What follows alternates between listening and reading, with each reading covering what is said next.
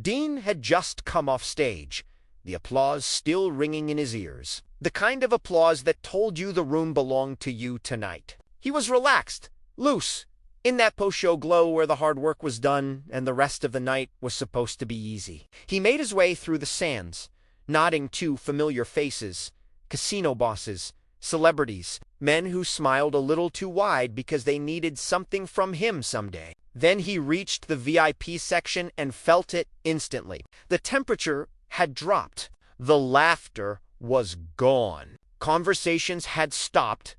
People weren't looking at him the way they usually did, with admiration or expectation. They were watching him the way people watch a car drift toward a cliff, knowing what's coming but powerless to stop it. Dean's eyes went straight to his table. Jean was sitting there, perfectly still, hands folded in her lap, like she was holding herself together by force alone. Her white Dior gown, the one she'd spent weeks choosing, the one she'd twirled in front of the mirror that afternoon asking Dean if it was too much, was soaked in red wine. The stain spread across her dress like a wound that wouldn't stop bleeding. Jean's face was calm on the surface, but Dean knew her too well. Her eyes were glassy. She was fighting tears, fighting humiliation, fighting the instinct to stand up and leave because she knew leaving would look like weakness. Standing beside her was Vincent, drunk, flushed, amused with himself. He still had the empty wine glass dangling loosely from his fingers,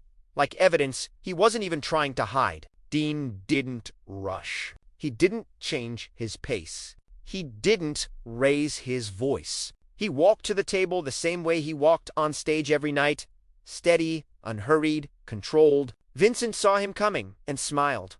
The kind of smile men like him wore when they thought they were untouchable. "Hey, Dino," Vincent said, slurring slightly. "Sorry about the wine. Your wife and I were talking, and I guess I got a little clumsy." Dean didn't answer. He looked at the dress. He looked at Jean's face. He saw the humiliation, the fury she was swallowing for his sake. Then he looked back at Vincent. The room was silent enough to hear glasses clink at tables across the casino. Dean finally spoke, and when he did, his voice was calm, almost Janelle. "Jean," he said, "go freshen up. I'll be right here." Jean hesitated for half a second, then stood. As she passed Dean, he touched her hand once, a small squeeze, a promise. She walked away without looking back, every step dignified, every eye in the room following her. Dean turned back to Vincent.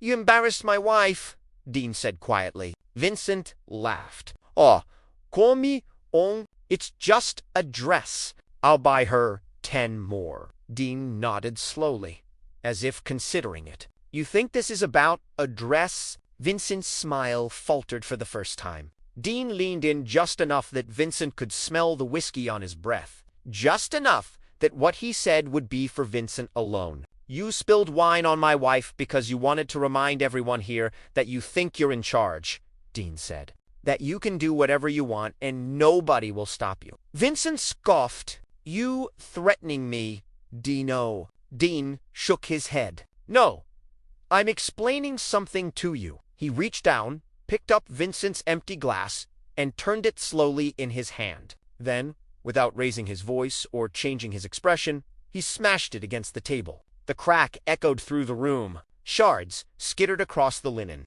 Dean didn't flinch. "You don't ever touch my wife again," he said. "You don't talk to her. You don't look at her. And you don't disrespect me in my house." Vincent's face darkened. "Your house." Dean leaned closer.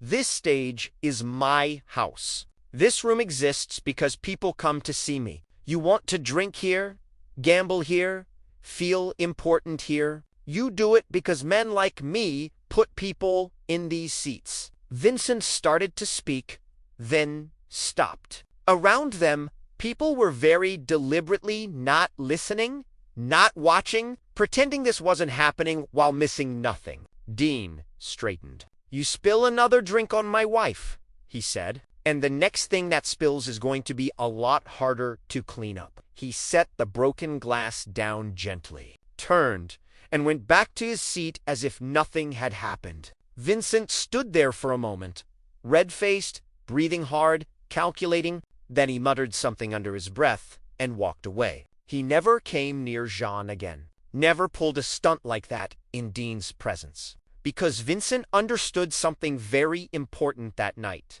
Dean Martin wasn't loud. He wasn't flashy.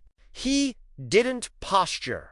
But when he drew a line, it stayed drawn. That night spread through Vegas the way real stories do. Quietly, from table to table, whispered by waiters, remembered by bosses. Dean Martin didn't yell at a mob boss. He didn't threaten him publicly. He didn't make a scene. He simply made it clear that there were limits, even in Las Vegas, even in the Sands, even for men who thought they owned everything, and everyone who saw it understood something about Dean that night. His charm wasn't weakness, his calm wasn't fear, and his silence wasn't submission. It was control. Jean didn't scream. She didn't jump up. She didn't slap him. She sat there frozen, the shock hitting before the humiliation, before the fear. The cold wine soaked through the silk and clung to her skin. She looked down at the spreading stain, then back up at Vincent's face. He was enjoying this. That much was unmistakable. This wasn't an accident. This was a performance, a message. "I'm so sorry," Vincent said loudly. "Not sorry at all. Guess I really am clumsy tonight." No one laughed. No one moved. The silence in the VIP section thickened, heavy and uncomfortable. A few people glanced toward the entrance of the restaurant, instinctively checking where Dean was. Others stared at their plates, suddenly fascinated by their food. A waiter took one step forward, then stopped. "He knew bet." Everyone knew better. Jean's hands trembled as she folded them in her lap, trying to cover the stain, trying to preserve some dignity. Her face burned. She could feel eyes on her from every direction. Not sympathy, curiosity, fear, the kind of attention that makes you feel exposed, small, powerless. She stood slowly, her chair scraping softly against the floor. "I need to go clean this up," she said quietly, her voice steady only because she forced it to be. Vincent stepped sideways, blocking her path for half a second too long. "Hey now, don't run off. It's just a little wine. I'll buy you another dress." Jean looked him straight in the eyes. "Move." Something flickered across Vincent's face, surprise, then irritation. He stepped aside. Jean walked past him, head high, every step measured, refusing to give him the satisfaction of tears.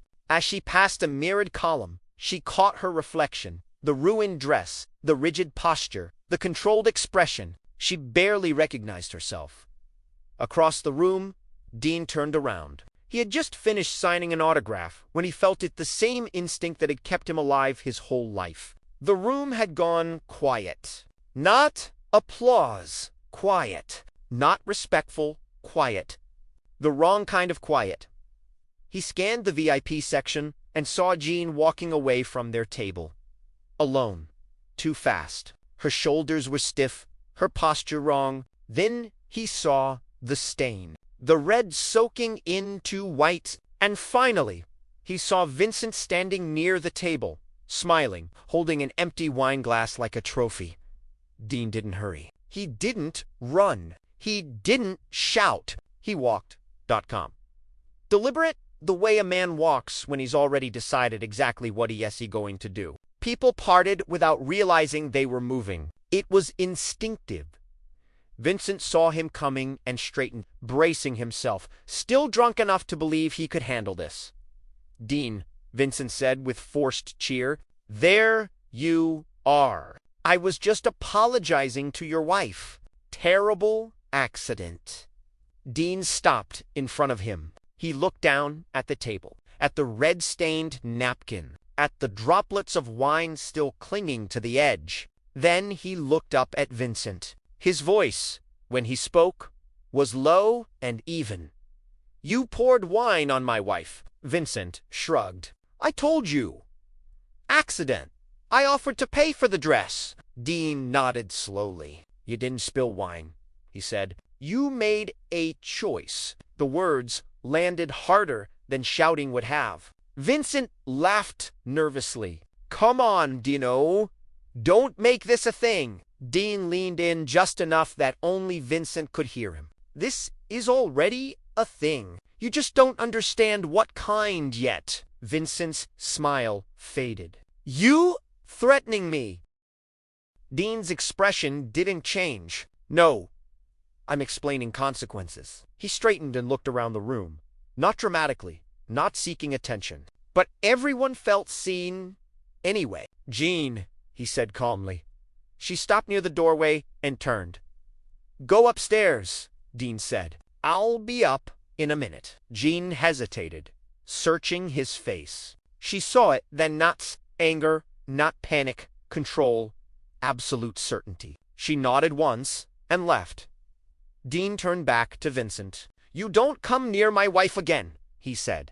You don't speak to her. You don't mention her name. You don't acknowledge her existence. Vincent scoffed. You don't get to tell me what Dean cut him off without raising his voice. You think this room belongs to you because you scare people. You think respect comes from fear. You're wrong. Vincent's jaw tightened. You forget who you're talking to. Dean smiled slightly. Not warm, not friendly. No.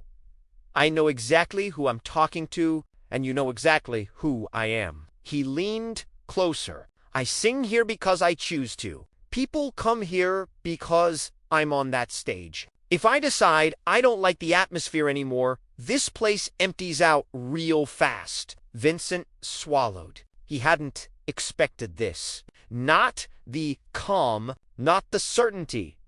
You humiliated my wife, Dean continued. That buys you a lifetime of distance. You cross that line again, and you'll have a lot more to worry about than spilled wine. Vincent glanced around, looking for support, for someone to laugh, to intervene. No, one day. His associates stared at their glasses. The power dynamic had shifted, and everyone felt it.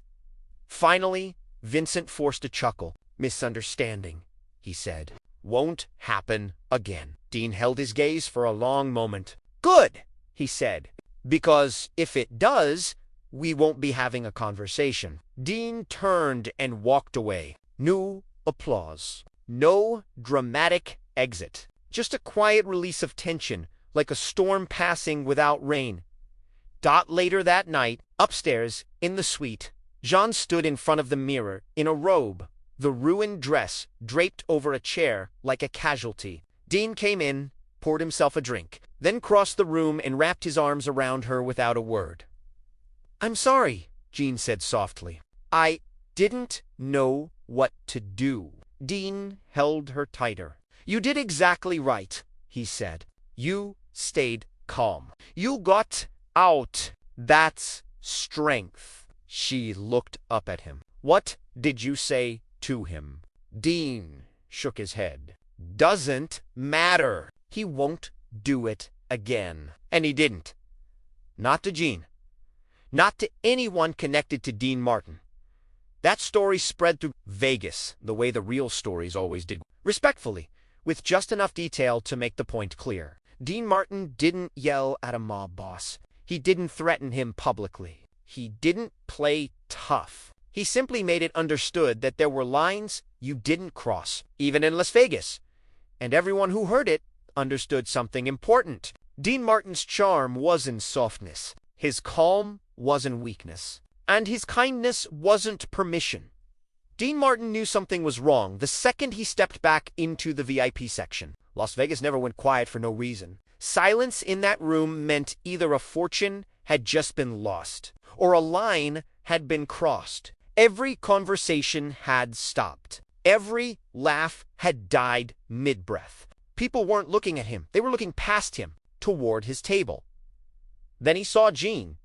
She was sitting perfectly still, hands folded in her lap, spine straight, like she was holding herself together by force alone. Her white, Dior gowned, the one she'd chosen carefully. The one she'd been excited about all evening was soaked in red wine. The stain spread across her dress like a wound that refused to close. Jean wasn't crying. Not yet. But her eyes were glassy, her jaw clenched tight, fighting the instinct to break. Dean's smile disappeared without drama. It didn't fall, it shut off. Standing beside her table was Vincent, drunk, smiling, an empty wine glass dangling from his fingers like a souvenir. His friends hovered nearby, laughing too loudly, too nervously. The kind of laughter men use when they know something has gone wrong, but don't know how bad it's going to get. Guess I had too much to drink, Vincent said, spreading his hands theatrically. Clumsy night. Jean didn't move. The wine dripped from the hem of her dress onto the carpet. Every drop felt louder than the last. The humiliation wasn't just the ruined gown, it was the audience. Everyone had seen it. Everyone understood what it was. This wasn't an accident. It was a message. A power play. A drunk mob boss showing Dean Martin that even his wife wasn't off limits. Jean felt the tears rising and crushed them back down. She would not give him that satisfaction. She sat there, silent, dignified, absorbing the moment like a punch she refused to acknowledge. Dean reached the table. He didn't rush. He didn't raise his voice. He simply arrived. "Hey, Dean," Vincent said, too cheerful, too loud. "Sorry about the wine. Your wife and I were chatting. Things happen. You know how it is." Dean didn't answer right away. He looked at the stain, then at Jean's face, the tension in her shoulders, the restraint it took for her not to react. "Jean," Dean said quietly, as if they were alone, "are you okay?" Jean nodded once. She didn't trust herself to speak. Dean turned back to Vincent. He didn't say a word. He just looked at him. 5 seconds passed. Then 10.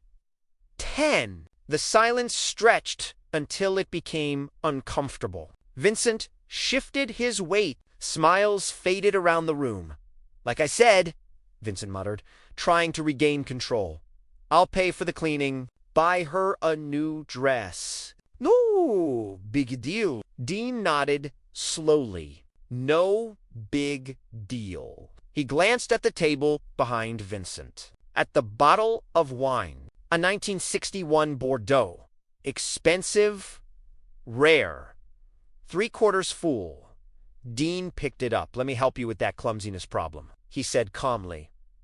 Before Vincent could react, Dean tilted the bottle and poured it straight over Vincent's head. Not a splash, not a toss, a deliberate, steady pour. Wine soaked into Vincent's hair, ran down his face, stained his suit, dripped onto the floor just like it had from Jean's dress moments earlier. Dean set the bottle down gently. "Oops," he said. "How clumsy of me." The room froze. This wasn't a joke. This wasn't showmanship. This was a declaration. Vincent's face twisted from shock to rage. He lunged forward. "Do you know who I am?" he shouted. "Do you know what I can do to you?" Dean didn't step back, didn't raise his hands, didn't blink. "I know exactly who you are," Dean said evenly, "and I know exactly what you did to my wife." Vincent's associates were on their feet now, tension crackling through the room like static before lightning. Someone whispered about security. Someone else thought about running. This could explode at any second. Then a voice cut through it, calm/authoritative. "Vincent, that's enough." A man stepped forward, steadier, someone whose presence carried weight even without volume. Higher up. The kind of man Vincent couldn't ignore? "You're drunk," the man said flatly. "You disrespected Mrs. Martin." Dean responded, "It's over. Apologize and walk away." Vincent's chest heaved. He looked at Dean, at the crowd, at the man who outranked him. He was trapped. Escalate and lose everything. Back down and swallow his pride. He swallowed. "I apologize, Mrs. Martin," Vincent said through clenched teeth. "That was inappropriate." Jean inclined her head once. She didn't speak. She didn't need to. The man turned to Dean.